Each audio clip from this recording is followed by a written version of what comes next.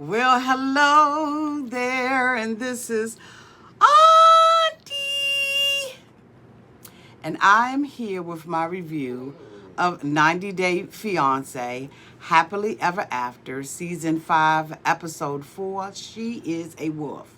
If this is your first time being here, please like, comment, and subscribe to my channel. And to all of my new subscribers, thank you all so much for joining the family. And to all of my nieces and nephews who have been here with me for the long haul, thank you all so much for your continued support. I'm sure that you all have been wondering where your auntie has been, and it is because I have a new family member in my home, and I will show you that new family member shortly. Okay, but if I had to rate last night's episode, I would rate it a B minus. I thought that it was a good episode, but as long as we continue to have the same cast of characters, it brings the show down because some of them don't have an interesting storyline that is going on. Having said that, the first couple that I want to talk about is Elizabeth and Andrei. They are on their way to Moldova, and allegedly her family is going to be coming to meet her in about a week's time. And Elizabeth is, on a high horse. Her dad has given her all the money. And they say that they're, finally ready to go. They're packing up their bags. And Andrei overpacks and doesn't, pack the way that she is. They show how coordinated she is and blah, blah, blah, blah. So we see them on the plane ride. And then we see them as they arrive in Moldova. And of course, he is greeted by his father and his brother, and they are elated to see see the two of them. He can't wait to get to the home to see his mama, because the mother has never laid eyes on the baby. The father, as we know, Andrei's father, as we know, was in the United States when they were having the baby. So he did have an opportunity to see the baby, but the mom was not as fortunate. And so, of course, we see this play out.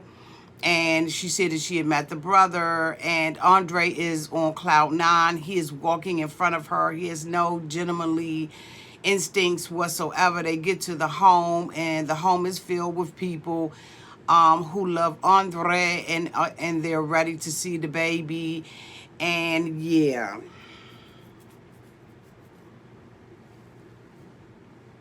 The next couple that I want to talk about is Paul and Karine. Paul and Karine bring the episode down a notch. Like really, they really bring the episode down a whole notch. They are in America. Karine is continuously talking about wanting to go back to Brazil. Why did she leave Brazil? America is this and America is that, and knick-knack, paddywhack, bitch, and give a dog a bone. And so, she is in the hotel room. She asks Paul, what are we doing today? He said, you showed me where you live. I'm going to show you where I live. And so she asks Paul for some water. But there's water sitting on the night table. Come on, TLC. Y'all got to do a whole lot better. There's a bottle of water sitting on the night table. But what y'all wanted to do was talk about the tap water. There's another way to introduce that storyline. You don't have to fake it out like that. Just say, Karine can't have tap water in Brazil because green slimy stuff comes out of it. And I'm going to give her some tap water. You don't have to have her fake coughing like she needs the water in the damn water bottle sitting right there on the night table. If y'all missed it, go back and look at the damn episode. The water's sitting right there. So anyway, she tastes the water, and Paul tells her that it has fluoride in it and everything. And, he now wants to go to his home because he wants to pick up his car. And he wanted to pick up some things from the mama house. But the mama said, bitch, I got something for your ass. I'm going to go ahead on the... I'm going to leave the key for you, okay? But I'm going to leave the key to your car, not the key to my house. And so Paul was like, there was some things that I wanted to get from out of the house. And you know what? Mama and daddy knew that. But you know what? They're done with him. They want him to grow up. And Karine is feeling like, she's not getting any help or any assistance or anything like that because, she had a lot of help in her hometown. But again, she wasn't the problematic child that Paul was. Paul is extremely problematic. And so as a result of that, his mother and his dad is through with his ass. And so he goes into the car, it looks like it's an real old Honda. And he goes in it and it's just completely filthy. But what else did we expect? Every home and every picture that we have seen with the two of them has been problematic. It's been stuff all over the place, and they've been jumping up over, old cups and bowls and plates and clothes all over the floor and just everywhere. So we did not expect Paul's car to be any cleaner. And for me, I just was looking at Karine like this car is like this because of Paul, but your house is like that because of you. So anyway, she says that her and the baby are not going to get in the car. Paul put some sheets on it. He says that, he needs some trash bags in order to throw the stuff out the car. But I saw two big garbage pails sitting on the side. Put that in there. Come back to your mother's house when she opens up the door and transfer the stuff into a bag. Again, this is stuff that they are making up and just trying to make it a bigger issue than what it is, because there were two garbage pails that were sitting right there, and Karine walked past it several times. The next person that I want to talk about is Angela and Michael. Angela, of course, has already been told by her daughter that she is not going to go to Nigeria with her. She's not leaving her mother, and she's not leaving the children, and she is absolutely not leaving her job. Now, we have to remember that not only are Angela and her daughter taking care of their children, or but they're also taking care of the sister's children, because the other sister is currently incarcerated. So we see, Angela, going through the process of meeting up with her girlfriend, her best friend, JoJo, because Angela really needs someone to go with her to Nigeria to solidify the marriage, because if she doesn't have someone there from America, then she is unable to get married to Michael. And so we see her going to a tuxedo shop to buy a tuxedo for Michael, and Michael is like, okay, let's do what we do. Prior to that, Michael is sitting down with his sister-in-law, Lydia. Lydia has been concerned about Michael. Michael told his mother that Angela is on her way and they're going to get married, and the mother is like, that is good. But Lydia wants to get a little bit more into the business. So Lydia is, asking Michael about, whether or not Angela can have any children. Michael first begins to tell Lydia that they have been having a little squabble because his other phone rang, and Angela heard the ringtone and was suspecting things. Lydia says that she really likes Angela. She said that everything she asked Angela to do, Angela did it and did not complain about it. But they are still concerned on whether or not Angela can give Michael children. Michael is still under the assumption that Angela can indeed give him children. But the sister-in-law is like, if she can't give you children, is she going to allow you to be with another woman in order to achieve that? And Michael was like, hell to the no. You met Angela, right? Don't even fake, don't pretend, don't even go there, sister-in-law. So anyway, we again see Angela. She's in a tuxedo shop. She got Smooth Sugar Daddy, Snap, Crackle, and Pop showing her with the tuxedos and stuff like that. He was a cool, smooth dude, okay? Just original, okay, gangster. All right. And so Angela is waiting on JoJo to come in, and JoJo comes in. JoJo is, sees Angela as a sister. And basically JoJo tells her that she will accompany her to Nigeria. And I'm thinking too, as many other people were thinking out there on Instagram, why didn't we meet JoJo a long time ago? She seems very sweet. She says she's going to go to Nigeria and she's going to serve as a witness, but she's going to have her eye on him. And Angela is concerned about that as well. The next thing we see is that Angela, is going to the doctor's office because, as we know, we found out that that one egg really wasn't an egg, okay? And so Angela has to go to the doctors to have a procedure done that a lot of females do in order to check to see whether or not she has ovarian cancer, whether it's benign or whatever, because at this point they see a cyst, and they also, I believe, saw some fibroids or something. And so she's trying to do the procedure on Angela. She tells Angela to cough and breathe in. And she goes in to do the procedure. And Angela is screaming, bloody hell. Okay. She is screaming bloody hell. And many women, we all know that those procedures and stuff like that are painful than I don't know what. So, of course, she's going to be screaming because, I mean, let's just tell the truth. A pap smear will make you sweat all your clothes out, bitch, okay? Thank God for the little paper gown. But Angela, you know, she ends up giving Angela some laughing gas. And Angela at this point is high, then twitty, okay? And she really makes it funny. But it's really a serious procedure. Angela went on to say that ovarian cancer and breast cancer runs in her family. So this is something that she really needs to make sure that she does. And so she said, you know, she's scared, but at the end of the day, you know, she has seen this happen before. All of the women in her life have probably been fighters. And we're hoping the best for Angela. I don't believe, because I haven't heard anything. But again, Angela is really quiet on social media. I haven't heard anything that says that Angela had ovarian cancer or anything like that. So we're just absolutely wishing the best for her. After that, you know, we see Angela go home and she's with the kids and she wants to put her gown on. As we know, Angela's mother is increasingly getting ill, okay? And so Angela goes home and all the grandbabies are around, and Angela is trying on her wedding dress, and the grandbabies are rooting Angela on. Y'all, weren't they adorable? They were rooting Angela on. They could not wait to see Mima. Oh my God, I'm getting emotional. Who, bitch, would have thought I would get emotional for Angela? Those grandbabies loved their Mima. They were talking to Mima, and then they were so happy for Mima to get married to Michael.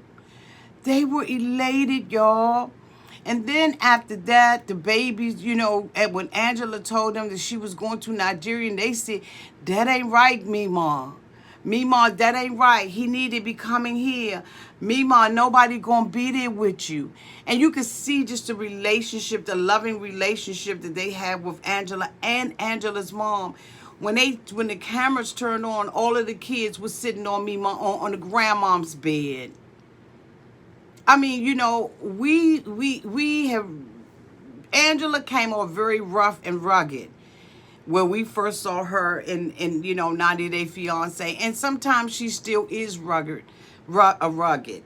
But Angela has a strong passion. She's driven by passion. I'm convinced of that now. Because when I see the genuine relationship that she has with her grandbabies, I can't do nothing but root for Angela's ass. And I mean, I know y'all probably think Auntie crazy, but you can't do nothing but root for her. You also notice that when Michael talks about coming to America, he keeps saying, I want to be with my woman, as opposed to somebody else, bitch, that wants, you know, their music career to be, they have aspirations to grow their music career and their image. Michael's not seeking any of that. So I'm really starting to lean to the fact that Michael is not looking to get a green card out of Angela. Yes, America, he's very happy to come to America. But Michael is really, to me, seems like they really are in love with one another. I don't know. Maybe they tricking me. Maybe because, bitch, I've been in the house for months. I don't know. But I'm really starting to get really soft towards them. And I don't know if you all are, but I'm really starting to get soft. Angela has a discussion with her mother with the wedding dress on. She shows her mom the wedding dress, and her mom tells her it's beautiful. And Angela said, Mom, if you don't want me to go, you're not feeling good. Do you want me to go? And the mother was like, you know what, Angela, do what you got to do. Don't worry about me. And I thought that that is, that's always the heart of a parent, is to make sure that their children are happy and doing what it is that they want to do. The mother knows that Angela is an old hag, and Angela's going to do what she wants to do anyway. So the mother having an objection. So Angela was like, Mom, I don't want to leave you sick. The doctor said you are doing better, but I don't want to leave you in this condition. And Angela's like, you know what, Mom, the mom is like, Angela, I'm going to be okay. I'm going to be okay. And I think that the mother realizes that her time is short, and she just wants Angela to be happy. Bitch, I don't know if my heart going soft or not. Is y'all heart going soft about this? Put it down in the comment section. Put it down in the comment section, y'all. Because a bitch heart getting soft. The next couple that I want to talk about is Colty. Colty has come home from Chicago, and he is sitting there with his cat mother, okay? And his cat mother is, Miss Debbie, okay? Lord Jesus. He's sitting there with Miss Debbie, and he finally confesses that he is in a relationship with Jessica, and he tells his mother that Jessica is Brazilian. And so, of course, now his mother, okay, is acting as if this is the first time she's heard this, bitch, she knew. She said, well, I knew that something was going on. You were trying to be, you were trying to evade the question and not tell me anything, but I knew you had to be going there to see a woman. And so, he said that he likes Jessica and that Jessica is different from Larissa. He also indicated that he took both of the cats from Larissa, which I thought was unfair. But if Larissa is moving from house to house, pillow to post, pillow to pillow, then she doesn't really have a good stable environment for the cats. And so they probably were better off with Colty. But I don't know about Colty. He just seems like he just likes the cats just a little bit too much. Like he really is loving those little pussy cats. So anyway,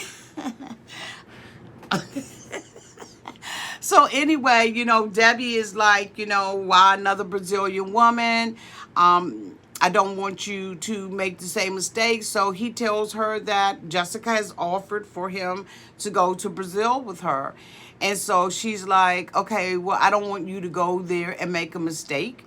You proposed to Larissa 5 days after you met her. And so Colty is like, I'm going to do what I'm going to do what I want to do. In the meantime, in the between time, Colty has a Skype conversation with Jessica. And he tells Jessica, that he likes the jacket that she has on and everything. And she's like, thank you. And, Jessica's a little sexual, okay? She's just a little bit over the top for me. But her and Colty go back. I won't go into the conversation because I'm always thinking things are scripted. So when I think that they just entirely too scripted, like I'm not going to go into conversation, but y'all go into the conversation in the chat. Go ahead, type your little hearts away. And don't forget to hit that thumbs up button, okay? So anyway, he basically tells her that he has news that she could use. He's going to be bringing his mother to Brazil with him. Now, the reason why she wants to go to Brazil is because she wants to watch Colty, and she wants to make sure that Colty doesn't propose to this young lady. And so Jessica's like, okay, but if my daddy don't like you, then I'm not going to like you. So Colty now feels this pressure because not only is his mother going, but he has to now stand up to another man. And of course, he does not want to do that at all. So we're going to see what happens with them. But now we see Colty with Vanessa. Colty said that he has been lying to Jess about Vanessa. He says that he has a crush on Vanessa. He says that he had sex with her. No, he didn't. You lying. Y'all, that's a lie. I'm sorry, he need to go on Maury Povich because that is a lie. Vanessa seems like she's one of them women that has kept him at arm's length and said, bitch, we friends, and that's it. but he has an infatuation and a crush on Vanessa. And Vanessa is talking to him and telling him that he need to pump his brakes as well. But Colty doesn't want to pump his brakes because, you know, I think he's doing this because he thinks he's going to make Vanessa jealous and make Vanessa come around. Vanessa don't care nothing about his raggedy ass, but Debbie up in there taking shots and shots to the head, and they drinking and everything and having. I couldn't eat a damn thing. Like, why did you have all of that food and then you had TV dinners? Like, I didn't understand the mix of the food. Y'all tell me about the mix of the food, but bitch, I was like, I'm really confused. Did the bitches order out? Did they do a Hungry Jack meal in the oven? Like, did they cook? Like, what's going on with the hodgepodge of the meal? So anyway, they you know, they're talking about this situation, same thing over and over. In the meantime and in between time, y'all, we see shady ass Larissa. Larissa had already told her girlfriend that she had a little issue with Jess. And so now she says that she on get back time, bitch. She's on a time frame where she wants to get back at Colty for what Colty did to her and what Colty is continuously doing to her. So Larissa decides to pick up the phone and call Jessica. Now, allegedly, Jessica and Larissa had already known each other. I'm going to be doing some research and giving y'all the tea on that. But allegedly, the two of them already have known each other. And so now we see Larissa calling Jess on the phone. Answer the phone, bitch. Phone just rang out. Answer the phone. So Jess answers the phone. Hello, hello. Because she recognizes the number. Larissa's nervous. Hi, this is Larissa. Colty's ex-wife. She said, what are you calling me for? What do you want to talk to me for? So Larissa was like, I want to tell you about Colty. I want to tell you Colty, not good man. Colty crazy. Colty set me up. She said, I love Colty. I want to be with Colty. Larissa said, he's fat, he's nasty, he has small weenie, and he did me terribly, and I don't think that you need to be with Colty. And his mother is a wolf. His mother is a wolf. She's a lunatic. I said, Larissa, you're not giving the girl any facts. Give the girl facts. Tell her what he did to you. Stop calling names like a little fucking child. So Larissa is trying to sabotage this relationship. And Jess said, I really don't want to hear this. Too much information, bitch. She said, it's a TMI. I don't want to hear it. I want to have a relationship with Colty, point blank, period. And I don't give a damn what you say. And I'm going to tell you right now, even though Larissa is wrong, it just is making a mistake. If you are the other woman and that woman is taking the time out to call you, you need to listen to it and eat the meat and throw out the bones. Now, is Larissa wrong for doing it? Yes. But if the bitch comes to me, then I do want to hear a little bit of what it is that she has to say. And I think that Jess owes that to herself. But Jess is after a green card, okay? She's already told Colty that when she goes back to Brazil, the best way for her to get back here is on a K1. Colty indicated at the dinner that he gave this bitch $1,000 and that he paid for half of her or paid towards her airline going to Brazil. That's what you need to do, mofo. If you a man, you need to do that. But I don't believe that Colty has given this girl one cotton freaking dime. He says that he gave her stuff to, you know, gifts and clothes and all this kind of stuff. You're a liar, Colty. Not when your shirt is pulling like that. Not when you got the mama jeans on, okay? You got them stay-at-home, got a daycare center in the basement mom jeans on, bitch. What in the hell are you talking about, Colty? You need to fix yourself up with that $1,000 as opposed to trying to make it seem like you're this wealthy guy and you know, like he's the victim all of a sudden. I don't believe anything that Colty is saying, y'all. I just don't. I don't trust him. I don't like him, whatever. Okay? Now, did he do Larissa dirty? Yeah, he did Larissa dirty. But Larissa did him dirty too. Okay? Because Larissa allegedly was cheating. So anyway, Larissa, of course, you know, is talking to the girl and Jess doesn't want to hear it. And Jess is like, bye, ho. Bye. He's mine now. I think he's cute. Where's Colty cute at? Okay, but anyway. The last couple, y'all, that I want to talk about is Kalani and Asuelu. Asuelu is seen in the house with the mother and the father. They're all around the kitchen and they're cooking. And they asked, you know, Kalani, what did she do? She said, well, we went to the doctor to see if the kids could be vaccinated so that we could go into this outbreak of measles in Samoa. And so Kalani was like, I decided I'm not going to do it. Asuelu was like, well, the doctor said it is our decision. And she's like, yeah, but we're not going to go. So the father was like, why go? The mother tried to explain to him that the baby should not be having this vaccination this soon. But of course, he doesn't want to listen to a damn thing that the mother has to say. And he says that he feels like nobody is on his side and he's alone. So the next day we see them packing up the car to go to California because their baby is having his 1-year-old party, but it's with Kalani's family. Now, one of the things that I must say is that Kalani really should have been more sensitive to the fact that she is now sending the children with her family and disregarding the fact, for whatever the legitimate reason is, that she's not being fair. This is a trip that she should have put off, but she feels like it's going to be fun for her, so it's going to be fun for him. But of course, he goes all into, you know, his feelings about it. So they get in the car and they're driving, and Kalani is in the back of the car with the 2 children on both ends.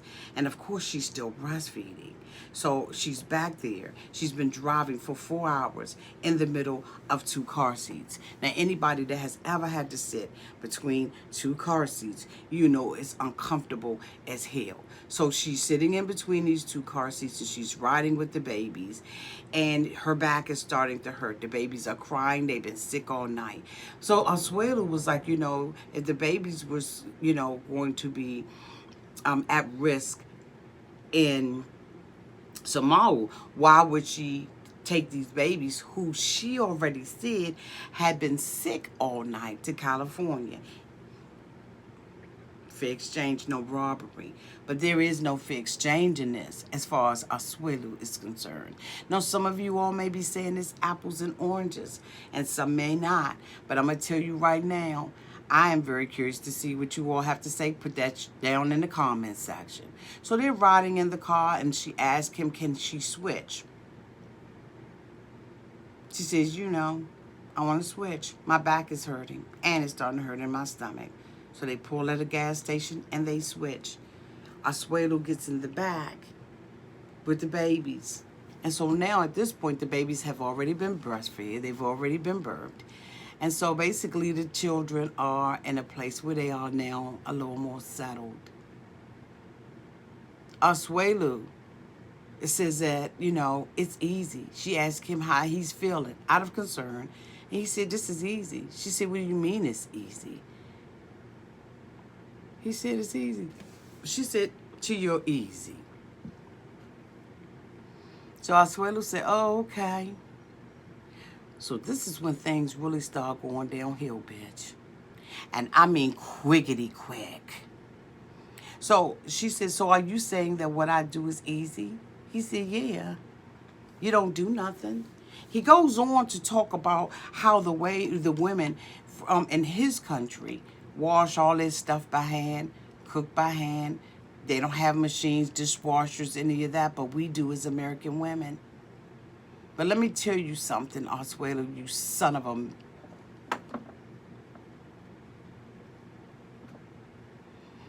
Just because we have these technologies that help speed up the work that we would have done, American women are in no way lazy, and being a mother or a father is not easy. It is a lot of hard work. So for him to minimize the American woman by saying American women have it easy and that our jobs don't mean anything because he goes out there and climbs a tree, bitch, and cuts the grass. So Asuelu is really trying to sabotage the trip because he is feeling some kind of way about not being able to go home, but being able to go around her family. Bitch, I understand that. I totally, really do understand that. She should have been more sensitive and foregone her trip with being with her extended family. But for him to say that American women's jobs are easy, he actually called her a lazy bitch, and so many like this lost his mind. Asuelu called her a lazy bitch in front of her mother. Now, maybe he didn't say lazy bitch, but that's what I heard, okay? So, and I ain't gonna take it back. How dare he? How dare he talk like that to her? And especially around her mother. And her mother was like, wait a minute, you're not going to talk about my child like that in the car. He told the mother, fuck you. Asuelu, are you okay? He told the mother, I don't know what you and your husband talk about when y'all by yourselves, but this is my wife, and I can talk to her any kind of way I want to. The mother said, well, go ahead on and say that in front of my husband. Say that in front of my husband and see if you don't get busted down, Buster. So Asuelu is in the back of the car talking big trash to the mother. The mama's like, I'm going to tell you right now, you son of a bitch, you're not going to sit up here and talk about my daughter or to my daughter this way. They get to the vacation home. Papa San ain't around, so of course Asuelu gonna show his ass. Okay, so now they get there. Asuelu was sitting outside grabbing unripe oranges from the tree, and out comes Kalani, wanting to have the conversation with Asuelu. So she sits down and she asks Asuelu what's wrong. She wants to see where his head is. Asuelu tells her that wait a minute, in the car, he told Kalani that her fucking voice was annoying as hell. Mom, pull over. No, we're almost there, Mom, pull over. Mama said pull this car over.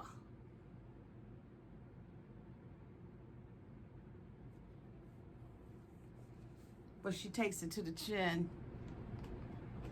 She takes it to the chin. So she's like, Asuelu, what's going on? I really want to know where your head is. Asuelu tells her, I don't give a damn. You irritate me. You're a pain in my ass. And you didn't want to go to Samoa, but you wanted to come here. So Kalani is like, you're manipulative. He says, bitch, don't use expensive words on me. I need you to use simple words. Do you think that I'm a young boy that came here from Samoa and I expect for you to treat me like this? She said, I expected that young boy from Samoa to bring his ass over here and grow the hell up. She says, every time I ask you a question, because he was talking about how a woman doesn't work and what's a woman's job and what a woman's job isn't and how much he does and what he contributes to the household, okay? But of course, she already knows he don't contribute a damn thing. But he's pissed because he didn't get to have his way.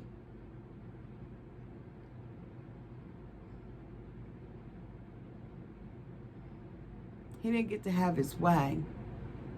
So she goes into the house to talk about him to her mother in front of his sons, which is bad business. Don't think that children don't understand things. They do. So she goes into the house to talk about him. He comes in and he's rushing. He's pulling. She says, what are you getting? He said, oh, my cell phone. He goes and get his cell phone, but he's walking fast. His ass is tight. His cheeks is sucked in like that, and he's walking real fast. So, bitch, you know it's something about to go down. He goes and gets his luggage, and he walks out the door, and she asks him, where you going? Where you going? He just leaves out the door. The little boy gets up and leave out behind him. She's running now behind him down the street. And so they get down the street. And he's at the bus stop, bitch. He asked the bus driver, when you leave? And she said in a few minutes, knowing his luggage was already on the bus. The producers come running over. Asuelu, you leaving? He said, yeah, I'm getting the fuck up out of here. I'm going to find me somewhere to stay. I'm going to find me a hotel. With whose money? With what money? And so now, here we see Asuelu acting a complete monkey fool. They say, bitch, give us our mic back. So Asuelu gives him the mic, runs his tight ass on the bus, and the bus driver pulls off.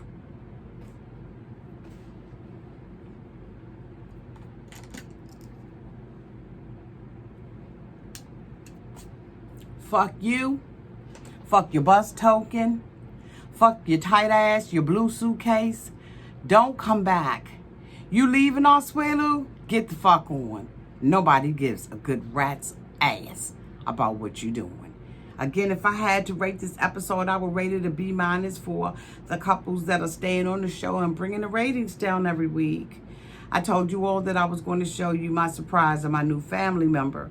And while you have not seen me, bitch, because I've been tired like a kid. And so I want to show that to you right now. Her name is Maisie. And Maisie has joined my family. She is a standard poodle, chocolate and white party. And she is 10 weeks old. And she is totally and absolutely a baby. And although we have Twyla in the home, I wanted to open my heart up finally to a doggy of my own. And I have done that with Maisie. Pray for your auntie, because I am trying to balance taking care of Maisie and training her, along with trying to balance out my regular career and my YouTube life. So this is my new family member. Her name is Maisie Afra, and Afra in Hebrew means the speckled with the earth. And because she is brown and white, she is speckled with God's earth. And she is just a wonderful addition to our family. Twyla is absolutely trying to adjust, y'all. Oh, yes, she is. She is trying to adjust. And so, you know, it's been a lot of long nights recently. But I wanted you all to make sure that you saw my new family member, my new baby. So when you don't see me on time, it's because I am spending time with Maisie. Love you all so much. Don't forget to hit that thumbs up button. You're going to say bye? Say bye, Maisie. Say bye-bye. Love you all to pieces.